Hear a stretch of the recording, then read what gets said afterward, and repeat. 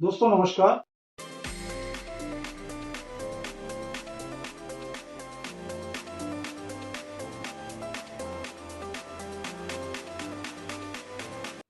दोस्तों नमस्कार। जैसा कि आपने देखा होगा हमारी लास्ट वीडियो में हमने आपको सबको ये कहा था कि हम एक रेगुलर सीरीज निकाल रहे हैं कि जितने भी लोग हमारे पास ऑफिस पे आते हैं या जितने भी लोग आप घर बैठे यूट्यूब देखते हैं तो आपको पता होना चाहिए कि कौन सी चीज़ वैल्यूबल है और कौन सी चीज़ वैल्यूबल नहीं है, जिससे कि आप कहीं पर भी उसको बेचने जाते हैं या खरीदने जाते हैं तो आपको उसकी वैल्यूशन का आइडिया होना चाहिए। तो आज हम इस बारे में हमारा एक पहला एपिसोड ये है जिसमें हम आपको प्रॉपर इंफॉर्मेशन देंगे कि कौन कौन सी चीज़ें वैल्यूबल हैं और कौन सी चीज़ें बिल्कुल भी वैल्यूबल नहीं है, और कुछ चीज़ें कॉमन हैं और फिर भी हम उसको खरीदते हैं। तो हमारे ऑफिस में आपको क्या लेकर आना चाहिए बेचने के लिए और क्या लेकर नहीं आना चाहिए। तो सबसे पहले हम शुरू करते हैं क्या चीज़ नहीं हम लेते और किन चीज़ों की वैल्यू बिल्कुल भी नहीं है, जो आप पूरे हिंदुस्तान में या पूरे वर्ल्ड में कभी भी कहीं पर भी जाएंगे तो वो आपकी चीज़ें नहीं बिकेंगी। इसमें सबसे पहली चीज़ आती है कि जो भी यूट्यूब पर पब्लिसिटी चल रही है दूसरे यूट्यूब पे, जो लोग नेगेटिव प्रोफाइल के लोग हैं और वो चीटिंग करना चाहते हैं, तो सबसे पहले कहते हैं ट्रैक्टर वाले नोट। 5 रुपए के जो ट्रैक्टर वाले नोट होते हैं वो ट्रैक्टर के नाम से कभी भी न्यूमिस्मेटिक फील्ड में कोई कंसीडर नहीं करता, क्योंकि लगभग मेजोरिटी जितने भी नोट्स बने थे 5 रुपए में उसमें 3 हिरन 4 हिरन उसके बाद ट्रैक्टर वाले नोट सबसे ज़्यादा इशू आए हैं और वो सबसे कॉमन इश्यूज होते हैं। तो ट्रैक्टर वाले नोट की वैल्यू नॉर्मली बहुत कम होती है। इसमें कुछ गवर्नर ऐसे होते हैं जैसे एम नरसिम्हम हो गया, जगन्नाथन हो गया, इनकी वैल्यू कुछ कंपेरेटिवली होती है, अदरवाइज इनकी वैल्यू नहीं आती। तो ट्रैक्टर वाले नोट के नाम से अगर कोई भी फ़ोन आता है या कोई भी चीज़ आती है तो वो चीज़ें हम अवॉइड करते हैं, और न्यूमिस्मेटिक फील्ड के मेजोरिटी जितने भी लोग हैं वो रनिंग कंडीशन के ट्रैक्टर वाले नोट कभी भी इंटरेस्ट नहीं लेते और ना ही वो खरीदे जाते। नॉर्मली जितने भी ट्रैक्टर वाले नोट होते हैं वो 5, 5.5, 6 रुपए में आपको मिल जाएंगे, तो इसलिए उसकी मार्केट वैल्यू बहुत कम है। दूसरी चीज़ आ गई गेंडे वाली चवन्नी।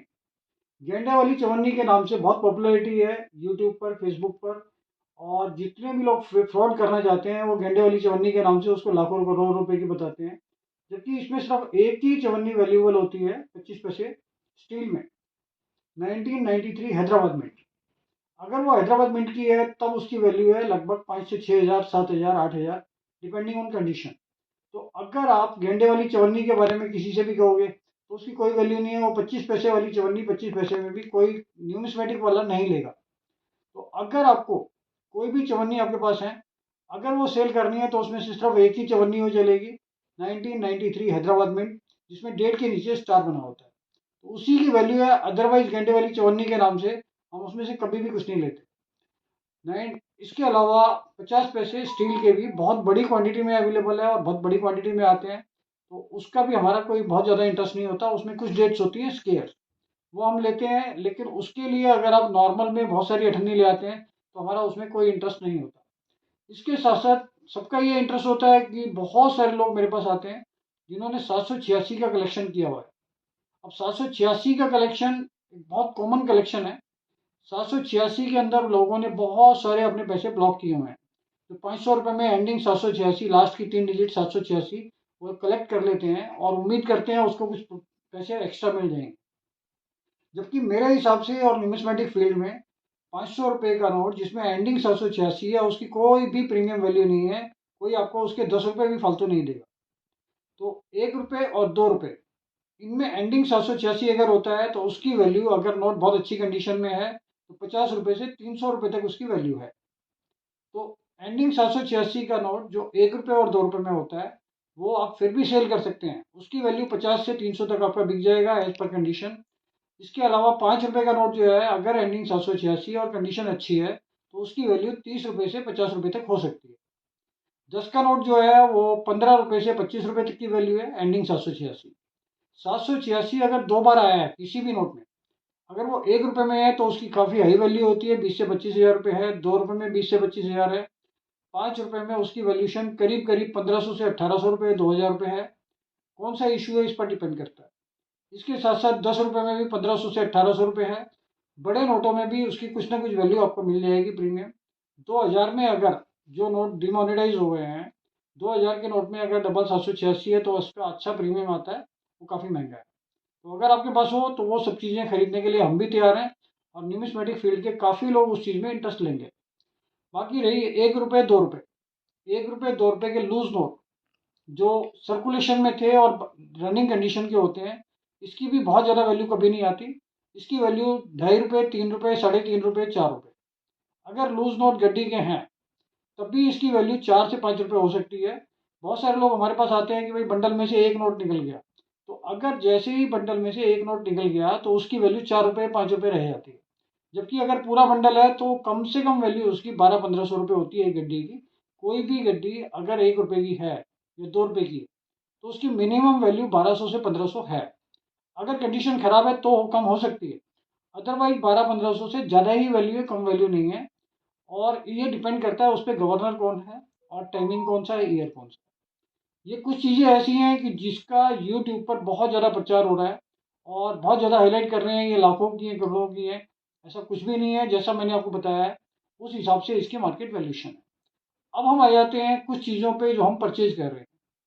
हम लोग नॉर्मल चीज़ों को भी परचेज करते हैं क्योंकि हमारे पास नॉर्मल कंसेप्ट की फाइलें बनती हैं जिसमें हम 25 पैसे कॉपर निकल जो पहले आते थे, स्टील वाले हम नहीं ले रहे हैं। 25 पैसे, 50 पैसे, ₹1, ₹2, ₹5, इसमें कमोमेरेटिव और डेफिनेटिव कॉइन्स ये हम सब ले रहे हैं। इसके अलावा ₹1 के बंडल, ₹2 के बंडल, कोई भी लूज नोट जो अच्छी कंडीशन में हो, चाहे वो ₹100 का हो, चाहे 500 का हो, चाहे 1000 का हो, पुराने इशू हो जो 20 साल, 25 साल, 50 साल पहले चलते थे, ऐसी कोई भी चीज़ हो, ब्रिटिश इंडिया के कोई भी नोट्स हो, इन सब चीज़ों को हम परचेज कर रहे हैं। तो हम कॉइन्स भी ले रहे हैं, नोट्स भी ले रहे हैं।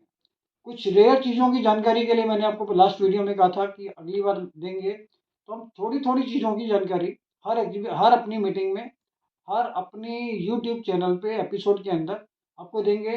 जैसे लगभग आज हम आपको लगभग 10 आइटम्स की वैल्यूशन बताएंगे अंदाजन, कि आप अगर कोई भी कलेक्शन करते हैं या कोई कलेक्शन आपको बेचना है तो उसमें कौन सी ऐसी 10 चीज़ें हैं जो वैल्यूबल हैं। क्योंकि अगर हम हमारे पास तो डेटा है और हम बहुत ज़्यादा चीज़ें हैं जिनका आपको बता सकते हैं, लेकिन आपको उसका रेगुलर आइडिया नहीं होगा और 10 चीज़ों से ज़्यादा आपके लिए भी याद करना मुश्किल होगा।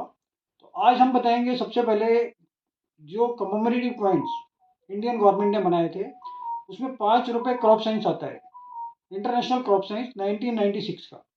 वो एक रेयर कॉइन होता है कमोमरेटिव कॉइन्स में, ₹5 में सबसे महंगा वही कॉइन होता है। उसकी वैल्यूशन करीब करीब 15 से 20 हज़ार रुपये होती है और ये वैल्यूशन डिपेंड करती है कंडीशन के ऊपर। तो ये एक रेयर कॉइन है जो रिपब्लिक इंडिया में है, ₹5 का इंटरनेशनल क्रॉप साइंस। दूसरा कॉइन आता है आपका khadi and village. Khadi and village का कॉपर निकल कॉइन आता है, वो भी 3000 से 5000 की वैल्यू रखता है। इसके साथ साथ एक कॉइन आता है तिलक जी। एक कॉमन कॉइन था तिलक, बाल गंगाधर तिलक स्टील, बाल गंगाधर तिलक कॉपर निकल और बाल गंगाधर तिलक जी। जो तिलक जी है वो महंगा कॉइन है, वो 4 से 5 हज़ार रुपये का अभी चल रहा है। इसी रेंज में आते हैं ₹2 का इंडियन एयरफोर्स, वो स्टील का कॉइन है, उसकी वैल्यू भी 1500 से 2000 रुपये है आज की डेट में। फिर फर्स्ट वार ऑफ इंडिपेंडेंस आता है ₹5 में, कॉपर निकल, वो भी इस टाइम काफ़ी महंगा चल रहा है, वो 7 से 8 हज़ार 10 हज़ार तक चल रहा है।